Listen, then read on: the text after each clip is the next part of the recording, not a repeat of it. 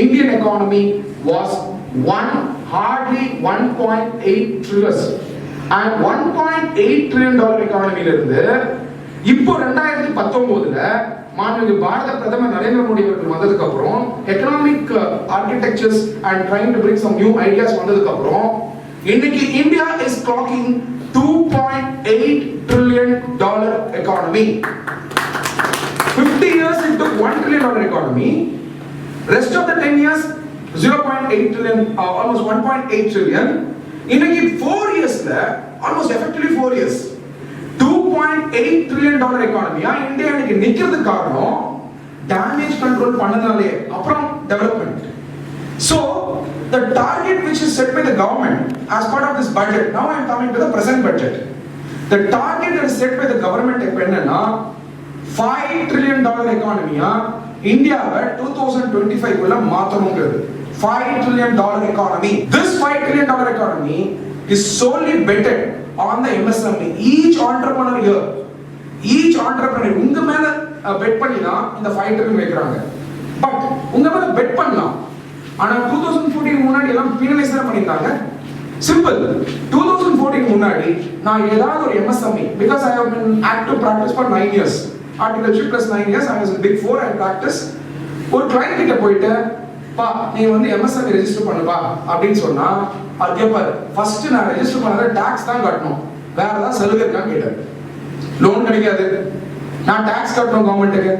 Okay, government tax கட்டினதுக்கு அப்புறம் கட்டி விட்டாலும் பரவாயில்ல, அதனால அசஸ்மெண்ட் எடுத்துருவாங்க. அதை கட்டலையா இதை கட்டலையா, கட்டாத வரைக்கும் நிம்மதி, கட்ட ஆரம்பிச்சா பிரச்சனை. ஸோ பிரிவினைஸ் ஆகிறதுக்கு நான் ஏன் ரெஜிஸ்டர் பண்ணு கேட்ட MSME இன்னைக்கு எப்போ ரெஜிஸ்டர் பண்ணா கேட்க வந்திருக்காங்க. Because the benefits are now started flowing. I am not telling 100% benefits has been given by the government. They are trying to give incentive to the MSME as of now. In the mindset of பார்க்கும்போது government is planning for $5 trillion economy. First, let me take you through some of the fundamentals of the budget. Honorable Finance Minister Mrs. Dinamalar அவர்கள் present பண்ணும்போது and she spoke whatever I said. She started with the Chanakya's Arthashastra and she said human efforts are very important. Determined human efforts are very important to ensure that the tasks get completed. It is a pure effort of you where the country is going to progress. That's what she also spoke about the vision for the decade. This budget is not for 1 year. Please understand, the 1 year budget what they gave is before the election. Before the election, they gave one budget. That is also this year budget only. Okay, and this budget is also budget, but they give the vision for the next 10 years. So market Sensex வந்து நேத்து பாத்தீங்கன்னா budget வரதுக்கு முன்னாடி ரொம்ப ஹையா இருந்தது. ஏன்னா இன்னும் அறிக்கை நிறைய விடுவாங்க. மறந்துடாதீங்க, கையில இருக்க துட்டே கம்மி. ஆல்ரெடி ஒரு பட்ஜெட் விட்டுட்டாங்கன்னா 27 லட்சம் கோடிக்கு திருப்பி சொச்சத்தை தான் விட முடியும். பட்ஜெட் ஆல்ரெடி அலோகேட் பண்ணிட்டாங்கல்ல எலெக்ஷன் முன்னாடி. அதாவது இன்டரிம் பட்ஜெட்டை அந்த நம்ம கவர்மெண்ட் என்ன அந்த டைம்ல என்ன பண்ணாங்க, கவர்மெண்ட் முழு பட்ஜெட்டை பிரசன்ட் பண்ணிட்டாங்க. இது because they had time. Elections are in April, so they had time. So அதனால they declared the full budget, announced everything. Middle class க்கு சரி, business people க்கு சரி, they tried to give some benefits before the election. இப்போ வந்து budget அதோட complementary தானே தவிர அது வந்து ஒரு தனி பட்ஜெட் கிடையாது. மார்க்கெட்டுக்கு இது புரியல, இதான் உண்மை. பட்ஜெட்னா புது கவர்மெண்ட், அதாவது புதுசா திருப்பி செகண்ட் டர்ம் வந்திருக்காங்க, நிறைய அள்ளி விடுவாங்க அப்படின்னு நினைச்சிட்டாங்க. அதனால தான் markets went up and suddenly went down exactly post budget yesterday. அதனால நீங்க புரிஞ்சுக்க வேண்டியது என்னன்னா, this budget is for the vision for next 10 years. First vision என்னன்னா building physical and social infrastructure. 2, digital India. The digital infrastructure very important, which is also going to transform your business. 3, pollution free India with the green initiatives which the government is visioning. Make in India, which the government is trying to, and Make in India only squarely will help you for MSME and startup. There are a lot of amendments. நிறைய changes வந்து MSME க்கும் startups க்கும் வந்திருக்கு. அதை பத்தி நான் highlight பண்றேன். அப்புறம் water management, clean rivers, very important today. Clean sky and pollution free environment is very important. If you go to Delhi, you will see that you cannot find a clear sky at all. Most of it is dark, right? And you especially go in November, you will be like, with your shirt will be with the carbon, black color because you know what kind of a pollution that happens in Delhi. Now that is a very important agenda. Blue economy, then space programs. India is also looking at space programs, and we are also emerging as a leader in the space programs. Self-sufficiency and export of food grains, which was an opportunity for agriculture. விவசாயிகளுக்கு வாய்ப்பு கொடுக்கிறதுக்காக இது சொல்றாங்க.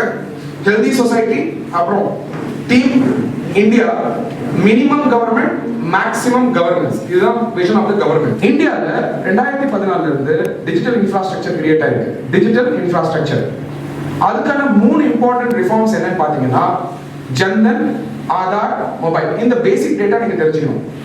இன்னைக்கு ஜன்தன் எவ்வளவு பேர் வச்சிருக்காங்க account? India was a bank நான் bank economy. அது மாதிரி எல்லாரும் கேஷ் பண்ணுவாங்க. நீங்க மலேசியா நீங்க எல்லாம் டிராவல் பண்றீங்க உலகம் எங்கும், இந்தியாவை தவிர பெருசா எங்கேயும் நீங்க கேஷ் யூஸ் பண்ண மாட்டீங்க. Mostly card, mostly digital payment இல்லையா? பட் இந்தியால மோஸ்ட்லி கேஷ் தான், கன்வீனியன்ட்டா. அது சிம்பிளா தெரிஞ்சது. நவம்பர் 8 அன்னைக்கு ஆனரபிள் பிரைம் மினிஸ்டர் வந்து டிமானிட்டேஷன் அனௌன்ஸ் பண்ற அன்னைக்கு 86% கேஷ் சர்க்குலேஷன் இருக்கு. மிச்சம் விட்டுருங்க. 86% கேஷ் சர்க்குலேஷன் இருக்குன்னா அந்த 500 ரூபாய் சின்ன தம்பியும் 1000 ரூபாய் பெரிய தம்பிக்கும் அட்ரஸே இல்லை. யார்கிட்ட கிட்ட தெரியாது. இதுதான் உண்மை. ஆர்பிஐக்கே தெரியாது. அடிச்சு விட்டதுக்கு அப்புறம் என் கே கொஞ்சம் வரும், உங்க கே கொஞ்சம் வரும், யாருக்கே இருக்குன்னு தெரியல. It is uncontrolled economy. அப்படி இருக்கவே கூடாது. ஆக்சுவலி எந்த பணம் இருக்குன்னு தெரியணும் கவர்மெண்ட்டுக்கு. அதான் எக்கானமியே அட்லீஸ்ட் மினிமம் லெவல்ல 86% டேஞ்சரஸ் லெவல். அதுக்கு தான் நம்ம ரிஃபார்ம்ஸ் எடுத்தார். அதனால இந்த பணப்புழக்கமும் கம்மியாயிட்டு இருக்கிறதுனால டிஜிட்டல் பேமெண்ட்ஸ்னால உங்களுக்கு நிறைய பெனிஃபிட்ஸ் வந்து உருவாகிட்டு இருக்கு. இதுக்கு காரணம் ஜாம், ஜன்தன், ஆதார், மொபைல். ஜாம்ல 35 கோடி பேர் வந்து பேங்க் அக்கவுண்ட் வச்சிருக்காங்க. ரெண்டாவது ஆதார் வந்து 130 கோடி மக்கள்ல 120 கோடி மக்கள் கிட்ட ஆதார் கார்டு இருக்கு. 120 கோடி மக்கள் கிட்ட ஆதார் கார்டு இருக்கு. மூணாவது மொபைல் கனெக்ஷன் 50 கோடி மக்கள் கிட்ட மொபைல் கனெக்ஷன் இருக்க போகுது. அப்போ ஜன்தன் எடுத்துக்கோங்க. Total population in India is 130 crore. Total families in India is roughly about 22 crores. About 90% of the population and families in India are almost covered by bank. So இப்போ நான் சலுகை கொடுக்கணும், கவர்மெண்ட்ல சலுகை கொடுக்கணும்னு வச்சுக்கோங்க, பிரைம் மினிஸ்டர் பாரத பிரதமர் கொடுக்கணும்னா டைரக்டா கிரெடிட் பண்ண முடியும் காசை. அதுக்கு முன்னாடி மிடில் மேன் போயிடும். ஸோ முன்னாடி இருக்க பிரைம் மினிஸ்டர் சொல்லியிருக்காரு. என்ன சொல்லியிருக்காரு? நான் 100 ரூபாய் கொடுத்தேன்னா 14 rupees தான் லாஸ்ட் மேன் போகுது, 86 rupees மிடில் மேன் போகுது. இன்னைக்கு கவர்மெண்ட் அனௌன்ஸ் பண்றாங்கன்னா ஒரு சப்சிடியோ ஒரு பெனிஃபிட்டோ டைரக்டா போயிட்டு கவர்மெண்ட் மேனுக்கு கிரெடிட் ஆகுது. கிரெடிட் ஆகிறது மட்டும் இல்லாம ஜனரல் அக்கவுண்ட் வச்சிருக்கிறதுனால அந்த டெபாசிட்ல விட்டா இன்ட்ரெஸ்ட் கிடைக்குது. இதுதான் transformation of the country. This is a great infrastructure, digital infrastructure. social infrastructure என்ன ப்ராப்ளம்னா இந்தியால டெவலப்மெண்ட் பேசுறத தவிர பேசிக் ஃபெசிலிட்டி இல்லாம இருந்தது. இன்னைக்கு toilets are constructed. The government is looking at doing basic things in life like gas connection, Ujjwala. 7 கோடி ஃபேமிலிஸ்க்கு உஜ்வாலா கொடுத்திருக்காங்க இந்தியால. 50 கோடி பேருக்கு ஆயுஷ்மான் பாரத் கொடுத்திருக்காங்க. அதாவது 10 crore ஃபேமிலி and average வந்து 3 to 5 people கூட்டி பாத்தீங்கன்னா 50 கோடி பேருக்கு இன்னைக்கு ஆயுஷ்மான் பாரத் வழியா ஹெல்த் கார்டு கொடுத்திருக்காங்க. டிஸ்போஸ் ஆயிருக்கு ஃபேமிலிஸ்க்கு சேர்ந்துருக்கு போய். இது it's a great transformation. Health, it is like today's India is now insured society. 2, bank society. 3, it is also access to healthcare. So we cannot construct the government hospital in every village. It is not possible. Unimaginable. It is not possible, I am telling you. But at least we can promote entrepreneurs who can do construct hospitals now. For that, people need not fund it. The government anyway funds through 5 lakh per person. ஒரு பர்சனுக்கு இன்னைக்கு 5 லட்சம் ரூபாய் பாக்கெட்ல கொடுத்திருக்கு ஒரு கார்டுல. Ayushman Bharat card வந்து ஒரு ரிக்ஷா டிரைவரோ ஒரு ஆர்டிசானோ ஒரு கார்பரேட்டோ வச்சிருந்தாருன்னா 5 lakh rupees கவர்மெண்ட் கொடுத்திருக்காங்க. இது வந்து social infrastructure government has created beyond the other things which they have achieved in the electrical vehicles கொண்டு வந்தா பொல்யூஷன் போயிடுதுங்கிறது ஒரு பக்கம். ஆனா லித்தியம் பேட்டரி மேனுஃபேக்சர் பண்றதுக்கே பொல்யூஷன் ஆகும். It is even more polluting. So at least this spoils the atmosphere. That will spoil the ecology. Because after the lithium battery use பண்ணி என்ன பண்ணுவோம்? காய் கடை போட்டுருவோம். கரெக்டா? மோஸ்ட் ஆஃப் them என்ன பண்றோம்? கம்ப்யூட்டர் தூக்கி காலை கடை போடுவோம். அவன் என்ன பண்றான்? எல்லாத்தையும் உடைச்சு எடுத்துட்டு வேற சைடுல போய் போட்டுறோம்.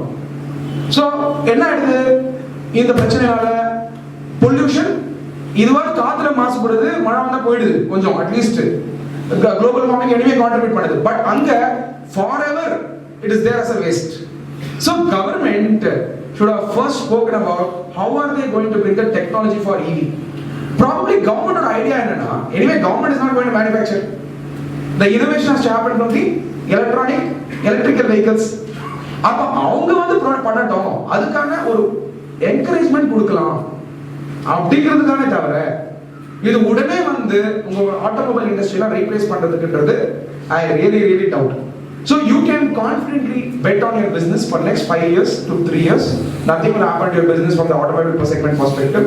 நீங்க பாருங்க, பெட்ரோல் டீசல் வந்தது, கோலுக்கு என்ன வேலை எல்லாம் போயிடலையே, லிக்னைட் வேலை எல்லாம் போயிடலையே, பவர் கன்சம்ஷன் அதுதான் வந்துட்டு இருக்கு. ஸோ ஆல்டர்னேட்டிவ் யூசேஜ் இருக்குமே தவிர சோல் யூசேஜா எலக்ட்ரிக்கல் வெஹிக்கிள்ஸ் இந்தியாவில் இப்போதைக்கு வரதுக்கு next 5 years to 6 years will be a difficult task. But definitely government has an ambitious plan. They will try to do in a phased manner. They will keep revising the targets of EVs. But definitely this is going to be a good business model to emerge. And the EVs என்ன சொல்றாங்கன்னா, they are providing tax deduction for EVs. If you are manufacturing electrical vehicles, then you will get tax deduction. I am sure from the yesterday's budget, 2 youngsters in Bangalore are very happy. The youngsters who are manufactured from Ather is a company. Really they struggled a lot. Today they are seeing the daylight. I am sure they would have celebrated. For them this tax deduction is going to help them because they have not scaled up. Still they are investing money. They have attracted so much fund. I think 300 to 400 crores is my understanding. அட்ராக்ட் பண்ணிருக்காங்க. Invest பண்ணி இதை நடத்தணும் அப்படின்னா இந்த tax benefit youngsters who are trying to innovate அந்த start அப்ஸ்க்கு கண்டிப்பா இது ஒரு பெனிஃபிட்டா இருக்கும். அதை தாண்டி வாங்கணும்ல, அது வாங்குறதுக்கு ஊக்குவிக்கணும் இல்லையா? அதுக்காக என்ன பண்றாங்க, எலக்ட்ரிக்கல் வெஹிக்கிள்ஸ் வந்து என்ன சொல்றாங்க, நீங்க எலக்ட்ரிக்கல் வெஹிக்கிள்ஸை நீங்க வந்து கடன் வாங்கி, சொந்த காசு இல்ல, கடன் வாங்கி அந்த கடனுக்கு பே பண்ற இன்ட்ரெஸ்ட் இருக்கு இல்லையா, அந்த இன்ட்ரெஸ்ட் டோட்டல் இன்கம்ல இருந்து டிடக்ஷன் தரேன் அப்படின்றாங்க. சோ பைக் வாங்கும்போது நீங்க கடன் வாங்கி வாங்குனீங்கன்னா so people will have a thought process, okay ஏதோ ஒரு பைக்கை வாங்குறோம், ஈவி பைக்கை வாங்கலாம் அப்படின்னு திங்க் பண்றதுக்கான வாய்ப்புகள் இருக்கும் அப்படிங்கிறது ஒரு பக்கம். ஜிஎஸ்டி ஜெனரலா கவுன்சில் தான் அனௌன்ஸ் பண்ணுவாங்க, ஆனா எலக்ட்ரிக்கல் வெஹிக்கிள்ஸ்க்கு நேத்து அனௌன்ஸ் பண்ணிருக்காங்க பட்ஜெட்ல. என்ன சொன்னாங்கன்னா 12% இருந்து 5% வரைக்கும் எலக்ட்ரிக்கல் வெஹிக்கிள்ஸ் ஆகணும்னு. இது போல மேலும் பல தகவல்களுக்கு தினமலர் யூடியூப் சேனலை சப்ஸ்கிரைப் பண்ணுங்க. பக்கத்துல ஒரு பெல் பட்டன் இருக்கும், அதையும் கிளிக் அப்படின்னு அழுத்திட்டு Facebook, Twitter, Instagramல எங்களை ஃபாலோ பண்ணுங்க.